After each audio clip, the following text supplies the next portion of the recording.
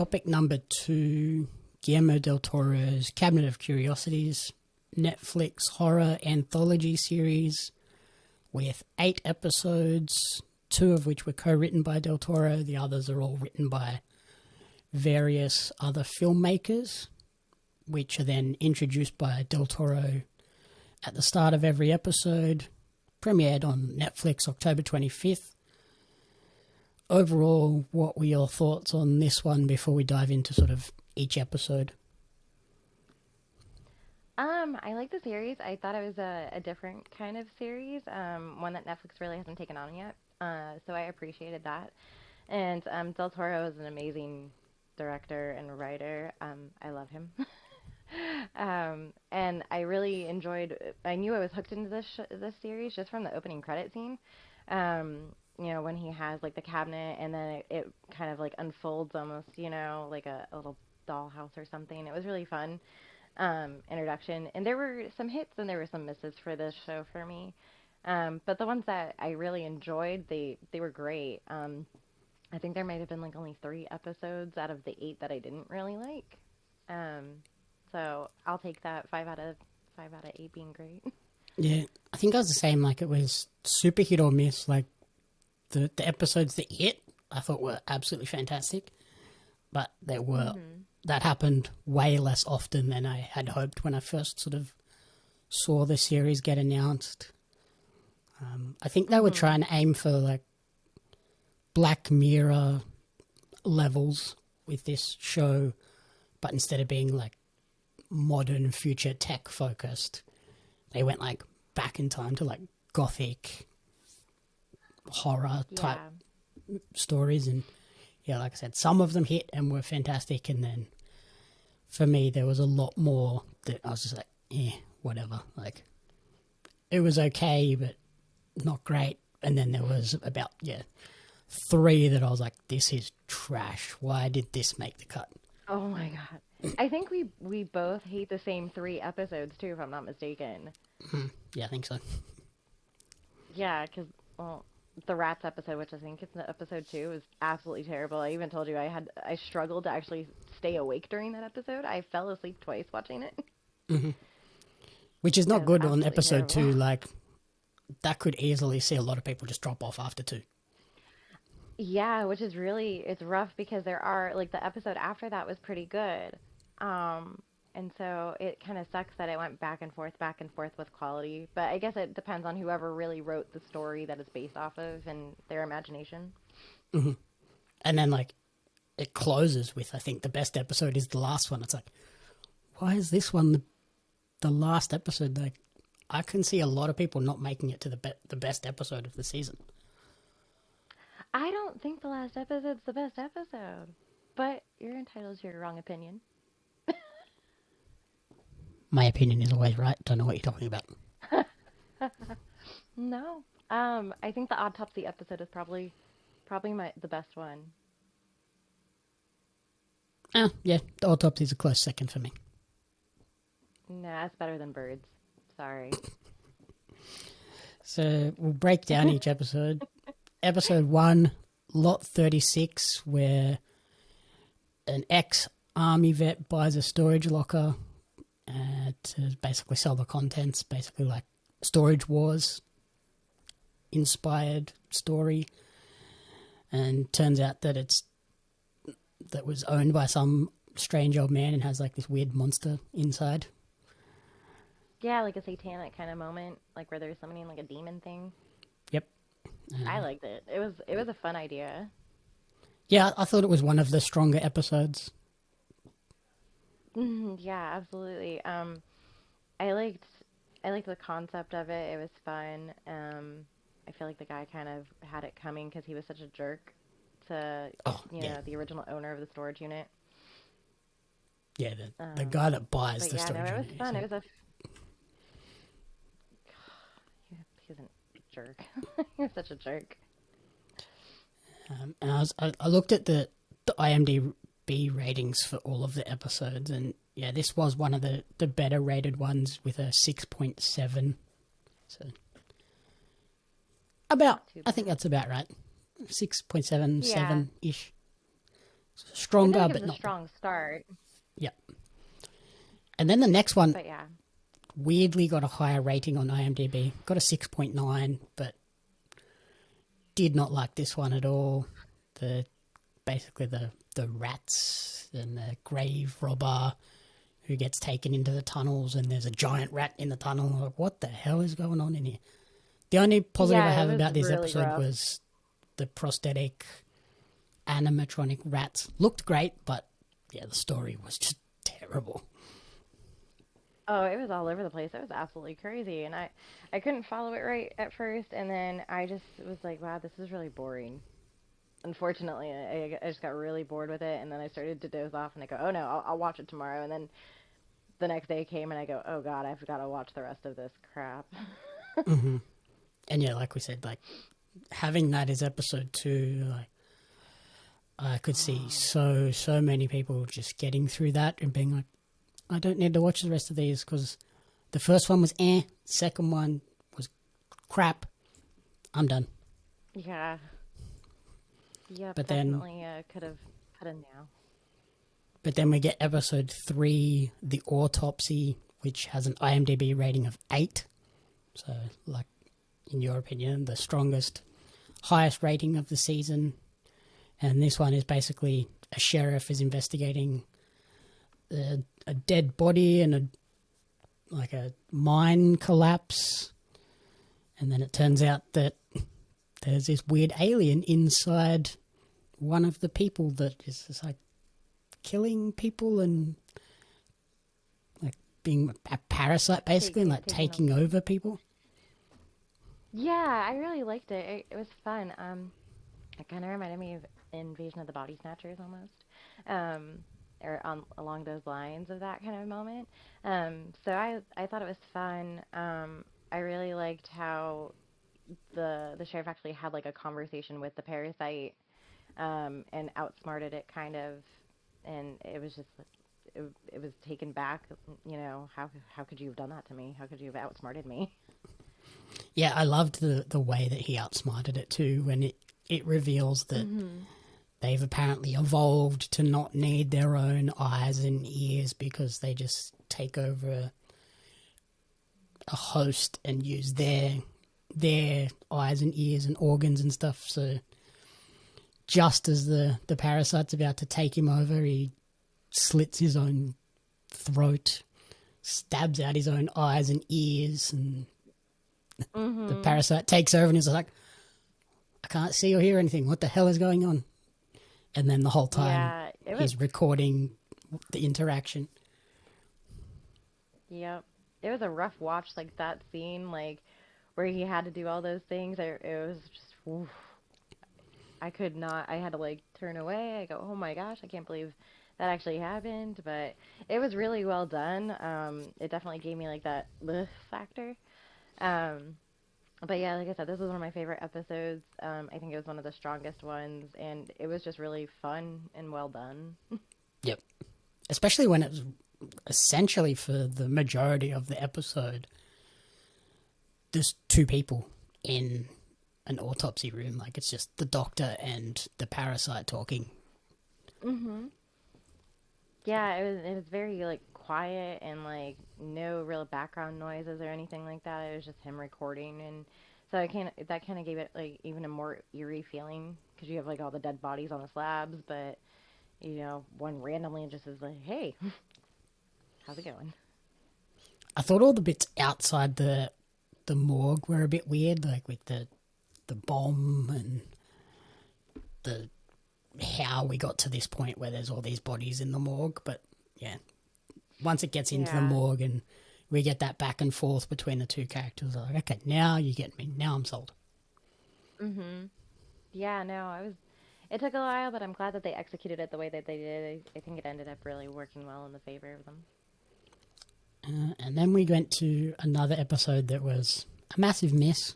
The Outside, it's basically about this girl who wants to try and fit in with all the people all the other women that she works with at the bank. So she buys this crazy skin lotion that basically gives her like this massive allergic reaction, but is actually transforming her into a more attractive, better version of herself. Some weird thing. This one stars Kate McCucci she's from The Big Bang Theory. That's where I've seen her before. But yeah, this one got an IMDb rating of 6.2, which from the rankings is the second lowest. Wasn't even the lowest. Oh, well, that's too high for it still, because this was terrible. Yeah, it was very uncomfortable to watch.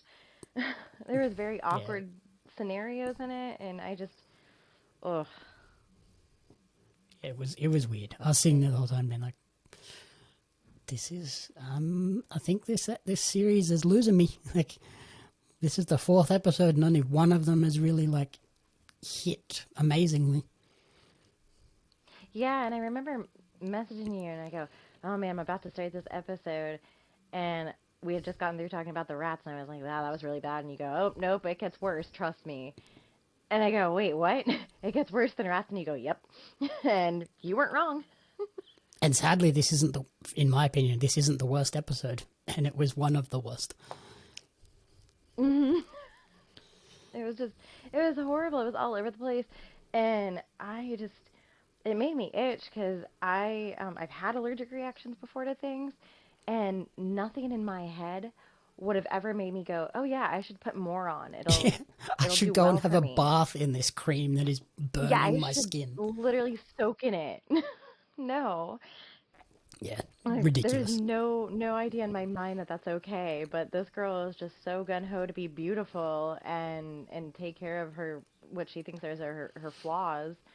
So I get that, like everybody's a little bit vain, so it plays on that whole idea, but yep, nope, never in a million years where I'd be like itching my whole body and just be, oh yeah, let me go take a bath in that. And the thing I thought was the weirdest, like, even after the transformation, she doesn't look all that different.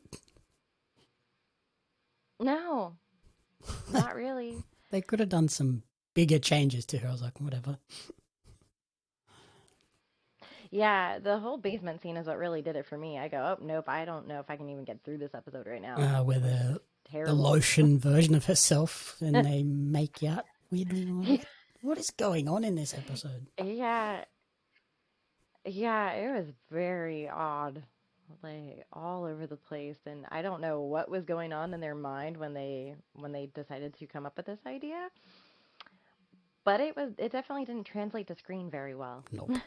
And then she stabs her husband in the forehead with like a pen or something. I was like, yeah, of all things. What the?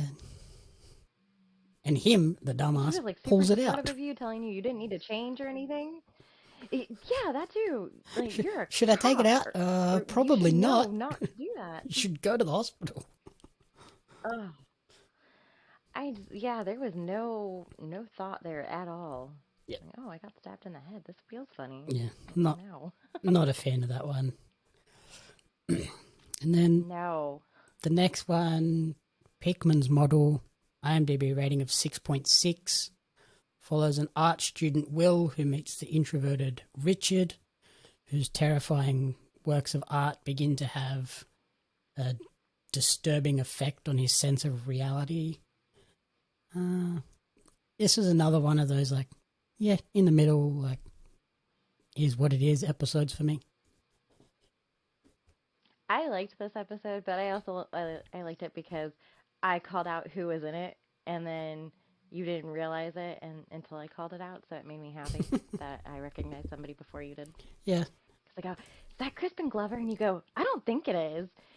And then you go, never mind, it is. Yeah, like, I like this one, like, because it sort of plays on that idea of art impacting you emotionally. And I was like, yeah, okay. It was interesting, but nothing memorable, or I need to go back and rewatch it for, like, did I miss something, or was it that transformative and cool? I was like, I don't know. I think you're wonky, because this is like my other favorite one, probably, just because, he, like, towards the end, he thinks that he actually, won against this guy, and, his family is safe, and then fucking mom cooks the kid. Mm-hmm. Yeah, that was pretty gross. I go, oh damn, she didn't waste any time. She was just like, yep, get in Yeah. the oven. Like, Hansel and Gretel that. And then episode 6, Dreams in the Witch House, starring Rupert Grint. This is the episode that had the worst rating on IMDb, 5.8. Really? It wasn't that bad.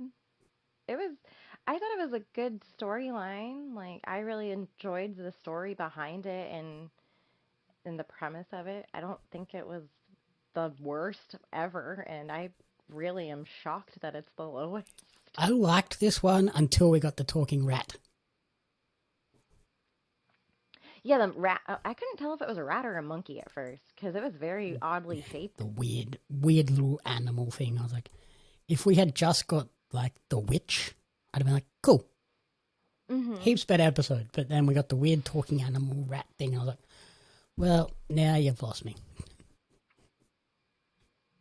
Yeah, it was a fun episode to watch. I didn't like want to shut it off, and it kept me really interested in it because his drive to kind of because he felt guilt for his sister's disappearance. So I liked that whole bond that they had where he felt like he was responsible for it, so he wanted to find a way to get her back. Yeah, and then like the explanation of these 3 souls were linked, but only 2 could be alive at the same time.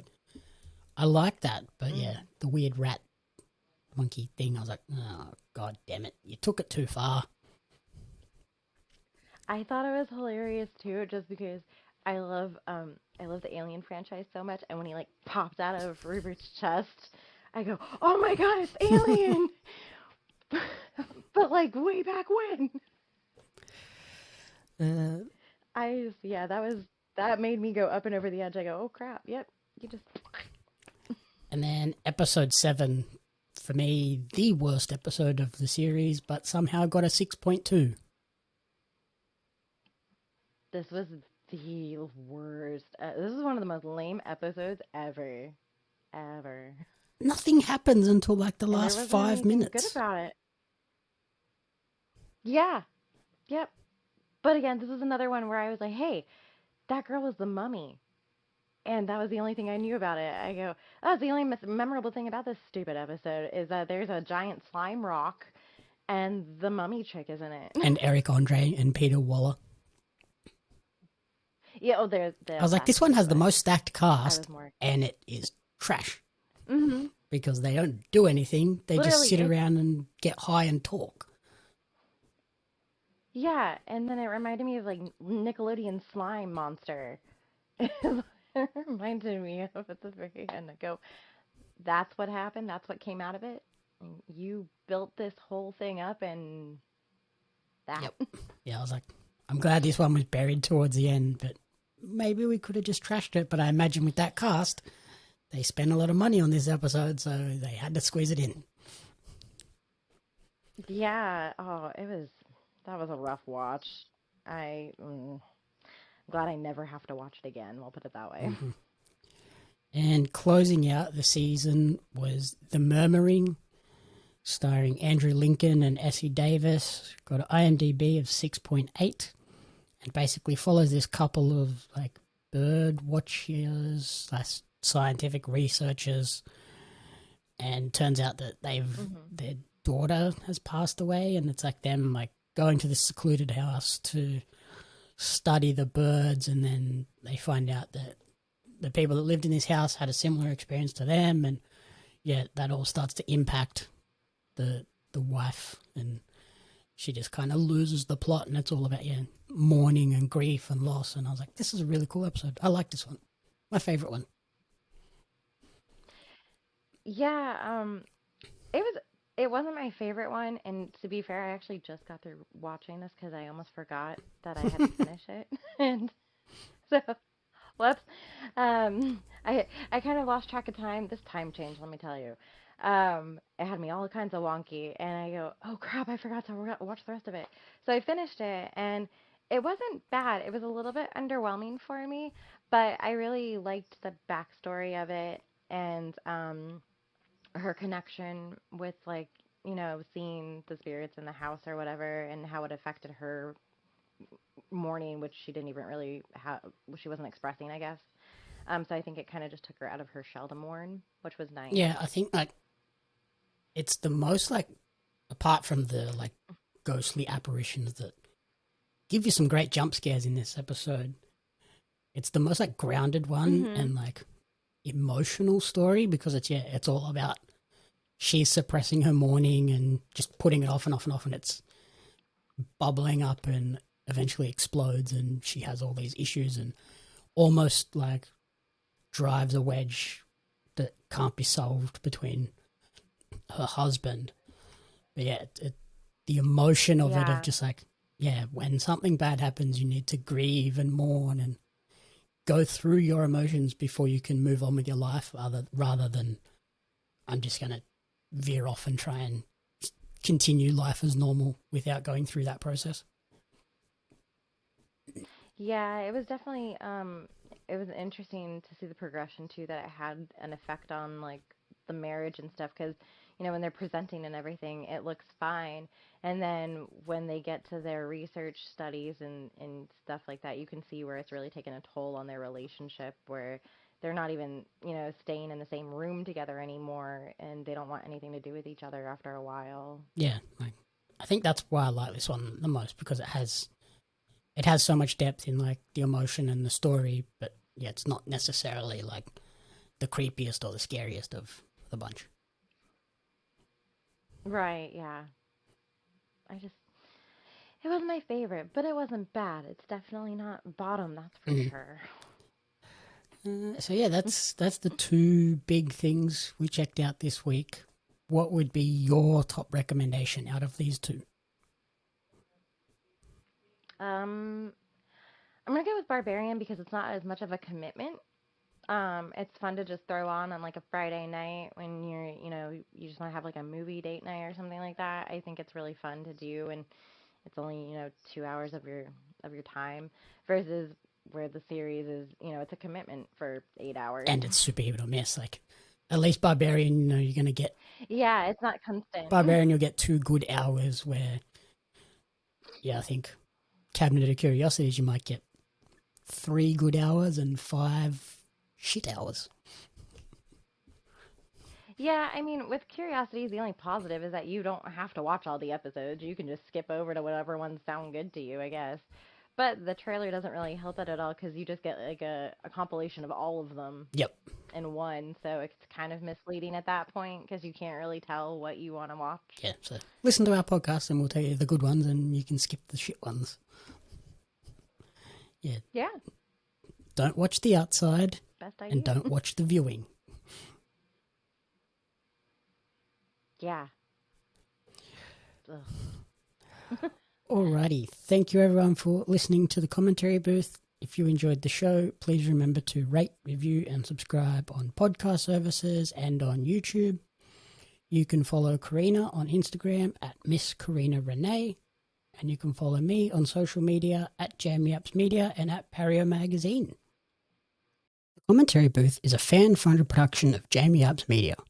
You can support the podcast alongside our magazine, Pario Magazine, on Patreon at patreon.com/JamieApps Media.